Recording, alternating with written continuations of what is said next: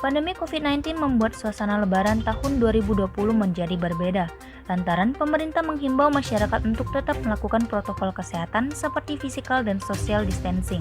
Mengingat sudah ribuan orang yang terpapar virus corona ini, lantaran bagaimana suasana Idul Fitri tahun ini di berbagai daerah? Saksikan liputan kami berikut ini.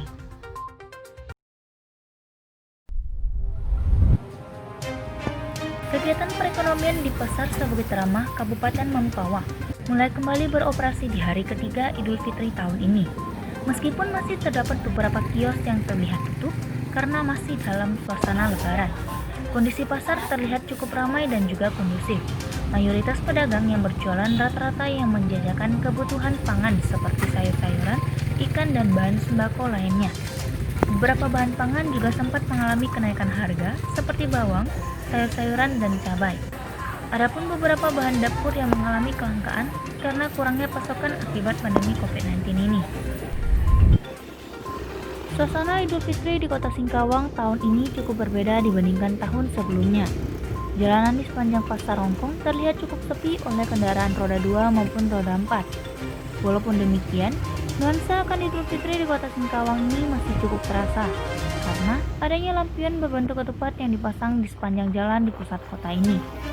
Salah satu masjid di kota ini, yaitu Masjid Raya, juga terlihat sepi karena mengikuti protokol kesehatan dari pemerintah, yaitu untuk menjalankan ibadah di rumah saja.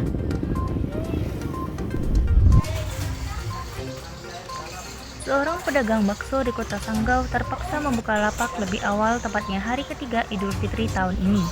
Lantaran demi mengejar pendapatan karena di masa pandemi COVID-19 ini, pendapatan yang ia dapat berkurang akibat sepinya pengunjung selama diterapkannya protokol kesehatan oleh pemerintah. Saya seorang sebagai penjualan bakso, awal-awal ada virus corona ini agak berkurang atau sepi. Setelah 2 minggu ke sana udah lumayan lagi. Virus corona menjadi keresahan bagi setiap masyarakat di berbagai daerah karena mempengaruhi sektor perekonomian, pendidikan, dan bidang lainnya. Pemerintah juga terus menghimbau masyarakat untuk mengikuti protokol kesehatan dengan memakai masker saat berada di luar rumah serta mencuci tangan setelah pulang dari bepergian.